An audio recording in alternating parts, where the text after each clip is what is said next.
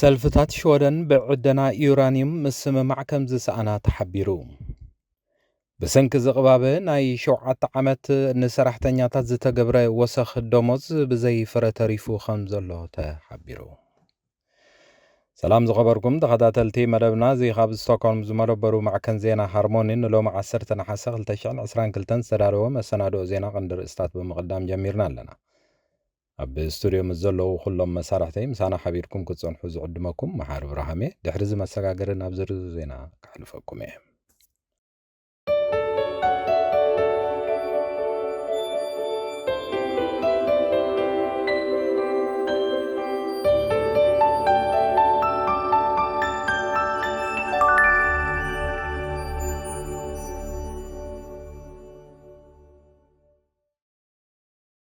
የማናዊ ክንፊ ተቃዋሚ ሰልፊ ኣብ ሽወደን ዘሎ ክልከላ ዕደና ዩራኒየም ከብቅዕ ከም ዝደሊ ሬድዮ ሽወደን ሰልፍታት ባይቶ ኣመልኪታብ ዘካየደቶ ዳህሳስ ከም ዘመልከተት ተሓቢሩ ኣሎ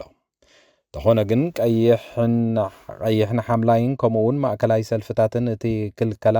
ክቕጽል ከም ዘተሓሳሰቡን ኣብዚ ኸኣ ምፍልላይ ተራእዩ ከም ዘሎ ይንገር ዩራኒየም ኣብ ትካላት ፀዓት ከም ነዳዲ ኮይኑ ዘገልግል ባእታ ኮይኑ ካብ 2018 ንድሓር ኣብ ሽወደን ዕደና ዝባእታ ተኸልኪሉ ምጽንሑ ዝፍለጥ ከም ዝኾነ ይንገር ዩራኒየም ሬድዮ ንጡፍ ዝዝርጋሕ ባእታ ብምዃኑ ኣብ ከባቢ ሓደጋ ከስዕብ ይኽእል እዩ ብዝብል ምኽንያት ከይዕደን ከም ዝተኸልከለ ንጸብጻብ ሬድዮ ሽወደን ብምጥቃስ ዝተፈነወ ሓበሬታ ኣመልኪቱ ኣብ ዝሓለፈ ወርሒ ሰነ ናይ ዓሚ እንክወዳደር ናይ ሎሚ ዓመት ደሞዝ ናይ 2.7 ሚእታዊት ወሰኽ ከም ዘረኣየ ካብ ሃገራዊ በዓል መዚ ሽምግልና ተረኽቡ ገለ ኣሃዛት ኣመልኪቶም ኣለዉ ምስ ምዝዛም ስታትስቲክስ መጠን ዕብየት ደሞዝ ናይ ዝወርሒ 3 ሚእታዊት ክኸውን ተባሂሉ ተገሚቱ ከም ዘሎ ዝወፀ ሓበሬታ ኣመልኪቱ ተኾነ ግን ብምኽንያት ልዑል ዝቕባበ ንቁጠባዊ ቅልውላውን ደሞዝ ብማእከላይ ገምጋም ናይ 5.5 ምጉዳል ኣርእዩ ከም ዘሎ ብመሰረት እቲ ጸብጻብ ስታትስቲክስ ዝወፀ ሓበሬታ ኣመልኪቱ ኣሎ በዚ መሰረት ኣብ ሽወደን ንሰሪሖም ዝኣትዉ ሰባት ዝተገብረ ወሰኽ ደሞዝ ማለት ኣብ 7 ዓመት ውሽጢ ዝተገብረ ወሰኽ ደሞዝ በዝጋጢሙ ዘሎ ቁጠባዊ ቅልውላውን ከምኡውን ዘቕባበ ገንዘብን ብዘይፍረ ከም ዝተረፈ እቲ ጸብጻብ ኣመልኪቱ ኣሎ ኣምባሳደር ኢራን ኣብ ሽወደን ኣሕመድ ማሱሚፋር ብዛዕባ ምልውዋጥ እሱራት ኣመልኪቱ ምስ ሽወደን ክዛተ ድሌት ከም ዘለዎ ከም ዝሓበረት ተፈሊጡ እቲ ኣምባሳደር ብዛዕባ የነቱ እሱራት ክዛተ ከም ዝደሊ ኣስማት ከም ዘይጠቐሰን ኢራናዊ መበቆል ዘለዎ ተመራማራይ ኣሕመድ ራዛ ጀላሊ ን6 ዓመታት ኣብ ኢራን ብስለያ ተኸሲሱ ተኣሲሩ ከም ዘሎን ናይ ሞት ፍርዲ ከም ዝተበየነሉን ዝፍለጥ እዩ በተመሳሳሊ ኢራናዊ ዜጋ ሐምድ ኑሪ ኣህጉራዊ ሕጊ ጥሒሱ ብዝብል ክሲ ብቤት ፍርዲ ወረዳ ስቶክሆልም ንሕልፈት ኣብ ሽወደን ክእሰር ከም ዝተፈረደ ዝፍለጥ እዩ እቲ በዓል ስልጣን ኣብ ስልጣን ኣብ ዝጸናሐሉ እዋን ብዙሓት ኢራናውያን ቀትለት ጠንቂ ኮይኑ እዩ ብዝብል ክሲ ንቤተሰቡ ክበጽሕ ናብ ሽወደን ምስ መጸ ኣብ ምብጻሕ ኣብ ሽወደን ኣብ ዝጸናሐሉ እዋን ተኸሲሱ ከም ዝቐረበ ይንገር መተሓሳሰቢ ኣገልግሎት ዜና ሃርሞኒ ሜድያ ንሃገራዊ ምርጫ ሽወደን ምኽንያት ብምግባር ምስ ዝተፈላለዩ ሰልፍታት ብዝምልከት ዘካይዶ ዘሎ ሓበሬታ ናይ ምልውዋጥ መስርሕ ብምቕጻል ሃርሞኒ ሜድያ ዘዳለዎ ናይ ሕቶን መልስን ናይ ህዝቢ ምስ ኣብ ሽወደን ንሶሻል ዴሞክራት ብምውካል ኣብ ሰለስቲኡ ባይቶታት ተሓጽዩ ዘሎ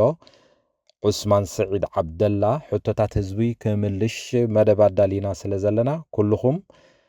ተኸታተልቲ መደብና ብትግርኛ ዝርዳኣኩም ቋንቋን ኣብ ዝመጽእ ዘሎ ዓመታት ናይ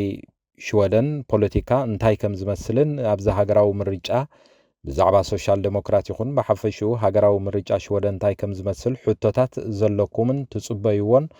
ብዙሓት ሕቶታት ትሰዱ ስለ ዘለኹም ብቐጥታ ናብ ዑስማን ስዒድ ዓብደላ ኣባል ባይቶ ሽወደን ኮይኑ ተሓጺኡ ስለ ዘሎ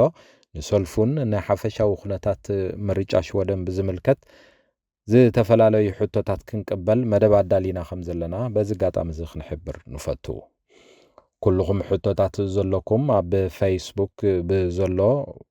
ናይ ሃርሞኒ ሚድያ ገጽ ብምጥቃም ሕቶታትኩም ክትልእኹ ከም ትኽእሉ ከምኡውን info@harmonymedia.sa ኣብ ዝብል ኣብ ስክሪን ተጻሒፉ ዘሎ ኣድራሻ ኢሜይል ተጠቂምኩም ሕቶታትኩም ክትልእኹ ከም ትኽእሉን ብቐጥታ ምስ ዑስማን ስዒድ ዓብደላ ንገብሮ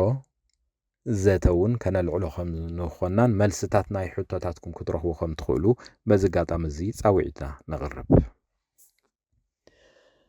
ተከታተልዎ ዘለኹም ሃርሞኒ ሚድያ እዩ ድሕሪ እዚ ሓፂር ጸብጻብ ኩነታት ኣየር ዝሰሙን ናብ ሓፀርቲ ዜናታት ከሰጋግረኩም እየ ሰናይ ምክትታል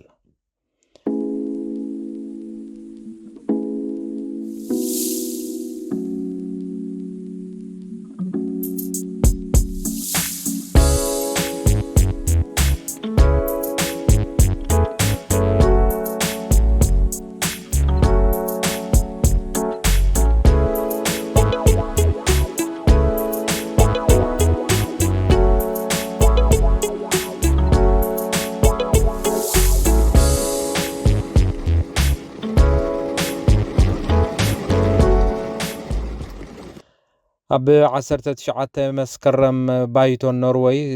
ኣብ ጉዳያት ኤሌክትሪክ ንምዝርራብ ክእከብ ኣብ ዝበሃለሉ ዘሎ እዋን ብዙሓት ኣካላት ኣብ ኣፍ ደገ እቲ ህንፃ ሰላማዊ ሰልፊ ከካይዱ ወጢኖም ምህላው ካብ ኦስሎ ዝተረኽበ ሓበሬታ ኣመልኪቱ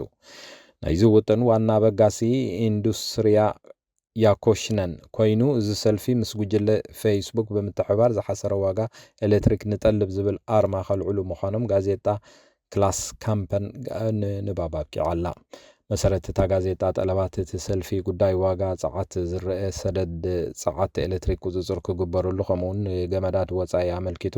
ምስ ሃገር እንግሊዝን ጀርመንን ተበፅሐ ስምምዓት ዳግመ ግምት ክግበረሉ ዝብሉ ጉዳያት ከልዕል ከም ዝኾነ ካብ ሰልፍታት ፖለቲካ ውድባት ንግድን ከምኡውን ውልቀ ሰባት ክሳተፉ ምዃኖም እቲ ወደብቲ ናይቲ ሰላማዊ ሰልፊ ኣረጋጊፆም ኣለዉ እቲ ብኦንላይን ተዘርጊሑ ዘሎ ዜና ኣብ ፌስቡክን መዋዕውዒ ይግበረሉ ከም ዘሎ ይንገር ምስ ውሳኽ ወታደራዊ ንጥፈታት ሃገረ ሩስያ ኣብ ዩክሬን ወታደራዊ ኺዳን ሰሜን ኣትላንቲክ ኔቶ ኣሜሪካን ኣብ ዞባ ኣርክቲክ ዘለዎ ምህላው ዝያዳ ንኽጠናኸር ክገብሩ ምዃኖም ሓቢሮም ኣለዉ ኔቶ ኣብ ዞባ ኣርክቲክ ዘለዎ ህላው ክውስኽ ከም ዘለዎ ክብል ዋና ጸሓፊ ኔቶ የንስ ስቶልተንበሪ ንጀርመናዊ ጋዜጣ ቬልት ኣምስቶንጋን ሓቢሩ ኣሎ ሩስያ ኣብ ዞባ ኣርክቲክ ኣብ ዝርከብ ግዝኣታ ነቲ ናይ ዘመነ ሶቪየት ዝመስል ወታደራዊ ማዓስከር ክኽፈት ምህላው ዝገለጸ ስቶልተንበሪ ናብዚ ቦታ ሓደስቲ ዘመናውያን ኣጽዋር እንተላይ ሃይፐርሶኒክ ሚሳይላት ኣብ ምጉዕዓዝ ምህላው ወሲኹ ገሊጹ ኣሎ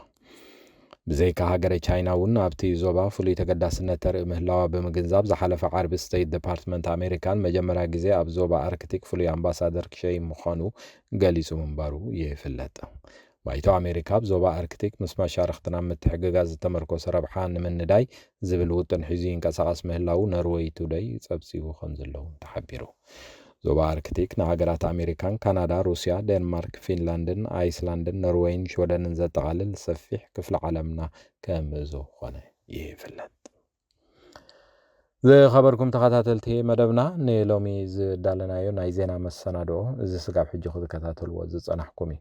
ኣብ ዝመጽእ ዘሎ ዓርቢ ብስሩዕ ናይ ዜና መደብ ስጋብ ንረኽብ ንምክትታልኩም እንዳመስግንኩ በዚ ወዲ ኣለኹ ሰላም ደሕና ምሲዩ ሃርሞኒ ሚድያ ዕለተ ልደት መርዓ መመረቕታን ካልኦት ኣገደስቲ ዝኾኑ ናይ ፈተውትኹምን መቕረብትኹምን ምድላዋት ናይ እንቋዕ ሓጎሰኩምን እንቋዕ ኣብቅዓኩምን መልእኽትታት ንምምሕልላፍ ዘኽእለኩም